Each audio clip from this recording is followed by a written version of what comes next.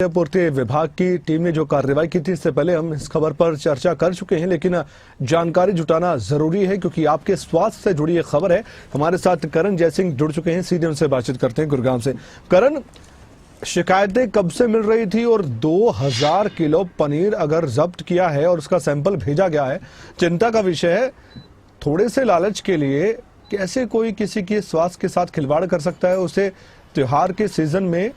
Doctor के पास भी जाना पड़ सकता है। अगर किसी को फूड पॉइजनिंग हो जाती है, खोया नकली होता है, वो मिठाई बड़े चाव से खाएगा, बच्चों को खिलाएगा, लेकिन कोई उन परिवारों के बारे में नहीं सोचता जो इतना महंगा सामान खरीदते हैं और फिर वो प्योर भी ना हो, ठीक भी ना हो, अच्छा भी ना हो। कमल, इसमें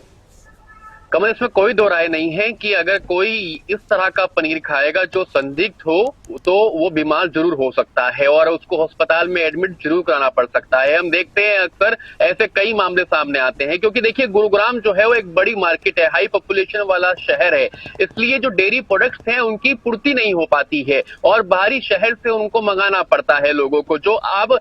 फूड सेफ्टी विभाग ने ये गाड़ी पकड़ी है, ये भी पलवल की हतीम से आई थी यहाँ पर पनीर सप्लाई करने के लिए। ना ही सिर्फ पनीर बल्कि खोया भी सप्लाई किया जा रहा था और लगातार फूड सेफ्टी विभाग और सीएम फ्लाइंग की जो टीम है उनकी निगरानी इन पर बनी हुई थी, नजर बनी हुई थी। और जैसे ही ये गाड़ी फारूक नगर में पहुंची तो उन्होंने रेड की और जो 2000 किलो पनीर है, संदिग्ध पनीर है, वो वहां से जब्त किया, पिकअप गाड़ी को जब्त किया और सैंपल्स जो है वो जांच के लिए लैब में भेज दिए हैं। लेकिन कमल, सबसे बड़ा सवाल ये है कि त्योहारी सीजन है और त्योहारी सीजन में अब दिवाली की खास तौर पर अगर बात करेंगे कमल, तो मिठाइयों का आदान प्रदान होता है, लोग एक दूसरे को मिठाई देते हैं, अपने रिश्तेदारों में मिठाई बांटते हैं और भारी संख्या में जो मिठाइयां हैं वो स्वीट्स की दुकानों पर बिकती हुई नजर आती है। तो कहीं ना कहीं उसमें मिलावट जो है उसके होने की संभावना और ज्यादा बढ़ जाती है क्योंकि गुरुग्राम जैसे शहर में जहां पर डेयरी प्रोडक्ट्स जो है उसकी पूर्ति करना बहुत मुश्किल है, चाहे वो दूध हो, चाहे वो पनीर हो, चाहे वो खोया हो, चाहे वो घी हो, ये तमाम डेयरी प्रोडक्ट्स ऐसे हैं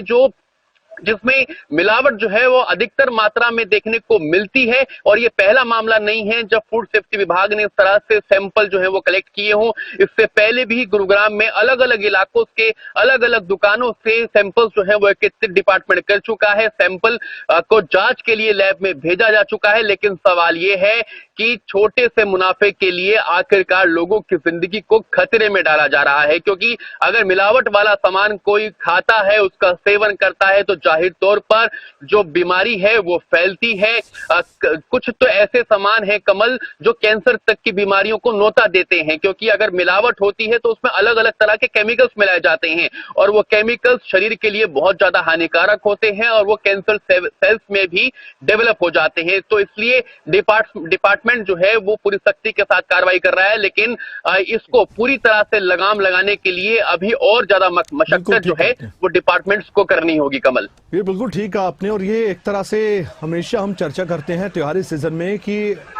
मीठा जहर तक परोसा जा रहा है कई जगहों पर और जो भी दुकानदार या फिर सप्लाई करने वाले नकली खोए को और पनीर को सुन रहे हैं